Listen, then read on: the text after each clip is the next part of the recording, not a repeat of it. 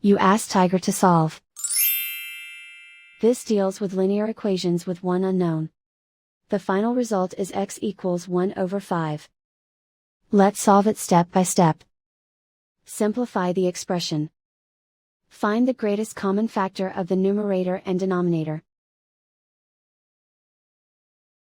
Factor out and cancel the greatest common factor.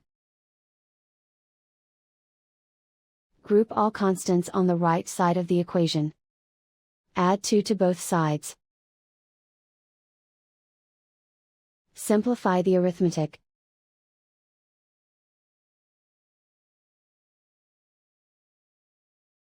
Isolate the x. Divide both sides by 10. Simplify the fraction. Find the greatest common factor of the numerator and denominator. Factor out and cancel the greatest common factor.